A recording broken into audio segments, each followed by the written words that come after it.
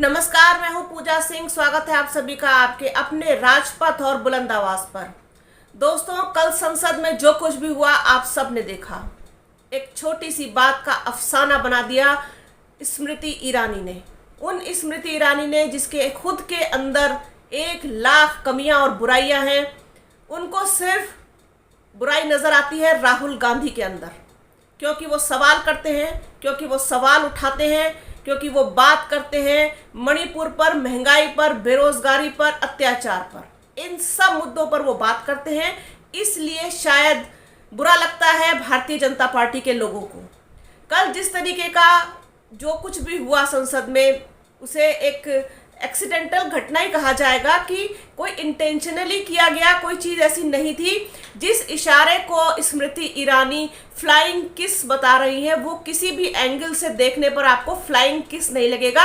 एक नॉर्मल बात कहने का जो लहजा होता है, वो उस तरीके से हाथ के इशारे द्वारा की गई बात वो मुझे ऐसी लगी। मैंने कम से कम 10 बार उस वीडियो को देखा है और देखने के बाद मैं इस नतीजे पर पहुंची कि ये किसी भी एंगल से जो है ये फ्लाइंग किस नहीं है। पता नहीं कहाँ से उनको ये फ्लाइंग किस दिख गया। स्मृति ईरानी ने बस बात को पकड़ लिया और बखेड़ा शुरू कर दिया। जिस तरीके से उन्होंने राहुल गांधी पर आरोप लगाए, ये कहा कि ये अशोभनीय घटना है, बहुत ही ज़्यादा गरिमा विहीन घटना है और बहुत ही ज़्यादा गरिमा विहीन हरकत जो है वो राहुल गांधी ने की है, क्योंकि वो ऐसे खानदान से आते हैं। इस बात के लिए उन्होंने राहुल गांधी के खानदान को भी बीच में घसीट दिया। तो स्मृति ईरानी जी, आपको बता दें कि राहुल गांधी किस खानदान से आते हैं। राहुल गांधी जिस खानदान से आते हैं, उस खानदान में फ्रीडम फाइटर्स रहे हैं। देश को आज़ाद कराने में जिन लोगों की बड़ी भूमिका रही है, वो राहुल गांधी के खानदानी थे। और साथ ही साथ राहुल गांधी के परिवार में देश के लिए 2-2 शहादतें हुई हैं। तो ये राहुल गांधी उस खानदान से आते हैं और किसी भी महिला के लिए मैं मान नहीं सकती, कोई भी सभ्य और समझदार व्यक्ति इस चीज़ को कभी स्वीकार ही नहीं कर पाएगा कि कोई राहुल गांधी जो है इस तरीके की हरकत करेंगे, वो भी संसद में। आप ये देखिए कि जिस राहुल गांधी ने लगातार मणिपुर की आवाज़ उठाई, उन बहनों की आवाज़ उठाई जिनको किस तरीके से बीच सड़क पर जो है निकाला गया, मतलब क्या कहूँ मैं, उसको मैं दोहराना नहीं चाहती। उन लोगों के लिए लगातार आवाज़ उठा रहे हैं राहुल गांधी। और स्मृति ईरानी को दिखाई देता है उनका ये इशारा, क्योंकि स्मृति ईरानी कभी भी किसी भी मुद्दे पर, खास तौर पर महिलाओं से जुड़े हुए मुद्दे पर कभी भी बोलने की जुर्रत नहीं करती हैं, मुंह खोलने की हिम्मत नहीं करती हैं। पता नहीं किससे और किस बात से डरती हैं स्मृति ईरानी। उनको सिर्फ संसद में मेलोड्रामा करना आता है। स्मृति ईरानी जी, ये टीवी सीरियल नहीं है, यहाँ कोई लिखी लिखाई स्क्रिप्ट आपको नहीं थमा दी जाती है जिसको आपको पढ़ करके आपको टसुए बहाने होते हैं। वो नहीं है ये संसद है। आपकी जिम्मेदारी बनती है, आप महिला और बाल विकास मंत्री हैं, आपको ये शोभा नहीं देता कहीं से भी कि आप बजाय सवालों का जवाब देने के आप दूसरी चीज़ों को पकड़ के उनको तूल देने लग जाएं। स्मृति ईरानी शायद किसी काल्पनिक दुनिया में जीती हैं, तभी उनको लगता है कि ये जो संसद है ये एक टीवी शूट चल रहा है, टीवी सीरियल की शूटिंग हो रही है यहाँ पर, और वो चीखेंगी, चिल्लाएंगी, रोएंगी, धोएंगी, आरोप प्रत्यारोप लगाएंगी, मनगढ़ंत आरोप जो है दूसरे के ऊपर वो गढ़ने का प्रयास करेंगी, तो इसको सच मान लिया जाएगा। लेकिन सच्चाई जो है वो छुप नहीं सकती कभी भी बनावट के उसूलों से।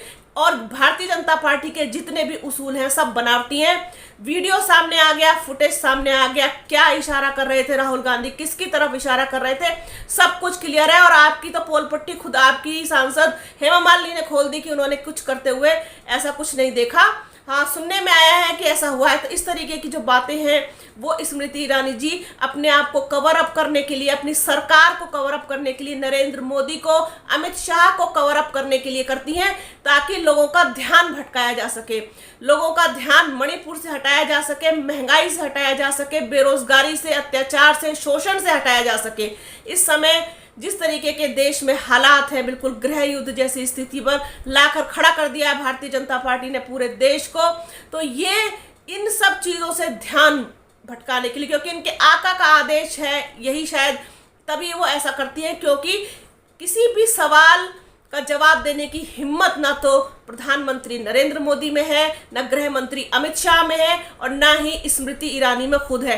जिस तरीके से सारे मुद्दों पर स्मृति ईरानी चुप बैठती हैं, बिल्कुल ना तो वो ब्रजभूषण शरण सिंह पर बोलती हैं, ना वो मणिपुर पर बोलती हैं, जो कुछ भी वहाँ पर बहनों के साथ हुआ बिल्कुल खामोश। एक संवेदन जो है शीलता भरा कोई एक वीडियो, कोई ट्वीट, कहीं कुछ नहीं आता स्मृति ईरानी की तरफ से। ना कुलदीप सेंगर पर बोलती है, ना हाथरस पर बोलती हैं, ना ही अल्पसंख्यकों पर हो रहे अत्याचार का तो सवाल ही नहीं उठता कि स्मृति ईरानी जी से ये उम्मीद की जाए। महिलाओं के प्रति तक नहीं बोलती हैं, महिलाओं के ऊपर जितने भी शोषण अत्याचार हुए किसी पर कभी नहीं बोलती हैं। हाँ, बोलती हैं, राहुल गांधी पर बोलती हैं, नेहरू पर बोलती हैं, नेहरू खानदान पर बोलती हैं, राहुल गांधी के परिवार पर बोलती हैं, उन पर तमाम तरीके के लांछन उनसे लगवा लो, आरोप लगवा लो, उनका कैरेक्टर असैसिनेशन करवा लो, तमाम चीजें करवा लो। अब बताइए, संसद में राहुल गांधी मतलब एक इतने जिम्मेदार पद पर है, और जिस तरीके से उन्होंने अब तक सारी जो है चीज़ों को इतनी सीरियसली लिया है, भारत जोड़ो यात्रा से लेकर के और सब कुछ, क्योंकि उन्होंने खुद को प्रूव कर दिया है अपने आप को। पप्पू की छवि से जो इन्होंने इनके आईटी सेल ने बनाई थी, उससे बाहर निकालने का प्रयास जिस तरीके से राहुल गांधी ने किया, उसमें वो सफल भी हुए। तो ये कहीं ना कहीं जो चीज़ें हैं वो भारतीय जनता पार्टी को हजम नहीं हो रही हैं। खास तौर पर इनकी जो एक पूरी लॉबी है, जिस तरीके से जिसे गुजरात लॉबी कहा जाता है, ये हजम नहीं हो रही। और ये वो स्मृति ईरानी है जिनके खुद के अंदर कितने ज्यादा मतलब कहना चाहिए कमियां हैं। वो स्मृति ईरानी है जिनकी सहेली ने अपने यहाँ आश्रय दिया और उन्होंने जो है किस तरीके से विश्वासघात करके और उनके पति से ही शादी कर ली। हालांकि ये बात सब जानते हैं और इसमें कोई इस तरीके से बार बार दोहराने वाली चीज नहीं, लेकिन आप खुद को देखिए ना, आपके अंदर खुद की क्या कमियां हैं। मणिपुर पर आपके मुंह से मां नहीं निकलता। जिन बेटियों को बीच सड़क पर निर्वस्त्र घुमाया गया, उनके लिए आपके मुंह से दो शब्द संवेदना के नहीं निकलते, और आपको राहुल गांधी का फ्लाइंग किस दिख जाता है।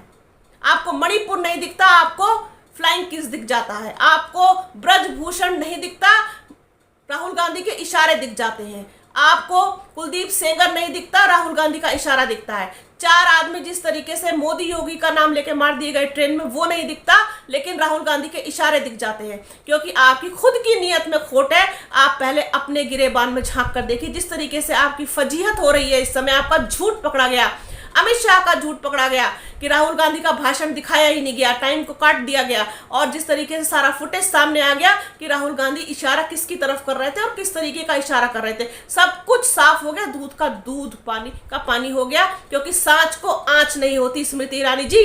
तो आप अब ये झूठ बोलना और मेलोड्रामा, टीवी सीरियल की शूटिंग, एक्टिंग, ये सब करना बंद कर दीजिए। देश आपकी सच्चाई जान चुका है, आपकी पार्टी की सच्चाई जान चुका है, अब आपसे जवाब मांगता है देश। तो ये जो है कल से अब तक का जो पूरा घटनाक्रम हुआ था, उस पर राजपथ और बुलंद आवाज की भी एक प्रतिक्रिया थी, सोचा आपके साथ इसको साझा किया जाए।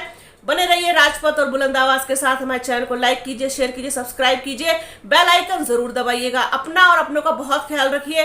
जल्द मिलूंगी आपसे एक नए वीडियो में एक नए मुद्दे के साथ। तब तक के लिए जय हिंद।